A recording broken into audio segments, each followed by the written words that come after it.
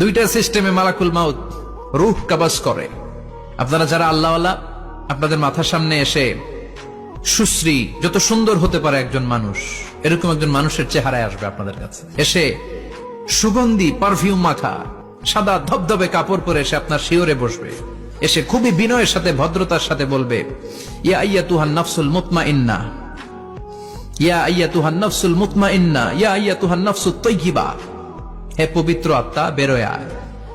বলার সাথে সাথে আপনার রুহটা স্মুথলি বের হয়ে যাবে। ইয়াতি বিহানুত মিন হানুতিল জান্নাহ, কাফান মিন আকফানিল জান্নাহ, জান্নাতের হানুতে করে কাফনের মধ্যে পেঁচিয়ে আপনার রুহটারে মালাকুল মাউত ইল্লিনে নিয়ে যাবে। আল্লাহ আমাদের সবার নসিবে এই ঘটনা তুমি জারি করে দিও, আমিন। আর যারা ইসলাম মানে নাই, কোরআন মানে নাই, বিশ্ব নবীরা মানে নাই, তাদের সামনে কুৎসিত আকৃতির একটা ভয়ঙ্কর চেহারা নিয়ে আসবে। বিআকবাহি মা ইয়াকুন, হাদিসে এসেছে, যত খারাপ হতে পারে একজন মানুষের চেহারা, যত দুর্গন্ধযুক্ত হতে পারে একজন মানুষের দেহ, বিদঘুটে ভয়ঙ্কর রাক্ষসে এক চেহারা নিয়ে আসবে। মুমিনের সামনে সে যেমনি ভদ্রভাবে বসে যায়, সে এরকম আসবে না, সে ত্রাস সৃষ্টি করবে। ডাকাত যখন আপনার অ্যাটাক করে এমন ত্রাস সৃষ্টি করবে, কোপ মেরে আঘাত করে আপনি ভয়ে সব দিয়ে দিবেন। ওনারা দেখলে আপনার পিলে চমকে যাবে। ভয়ঙ্কর দুর্গন্ধযুক্ত কালো একটা ড্রেস পরে আপনার সামনে এসে এমন ত্রাস সৃষ্টি করে বসবে, ওইটা দেখলে অবস্থা খারাপ।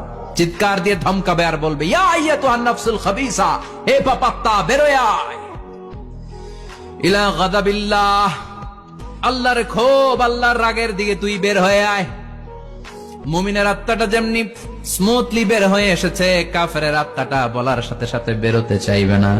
আত্মাটা একবার ডানে দৌড়, একবার বায়ে দৌড়, একবার সামনে দৌড়, আর একবার পিছনে দৌড়। এবার মালাকুল মাউত আরো হিংস্র হয়ে যাবে। পা থেকে টান মেরে সারা দেহ থেকে খিচুনি দিয়ে পুরো দেহটারে চাপতে চাপতে জীবিত একটা ছাগলের চামড়া জীবিত অবস্থায় তার দেহ থেকে উল্টো দিকে টেনে টেনে বের করলে যেমন কষ্ট হয়, একজন কাফেরের রুহু দেহ থেকে টেনে হিচড়ে মালাকুল মাউত বের করে ফেলবে।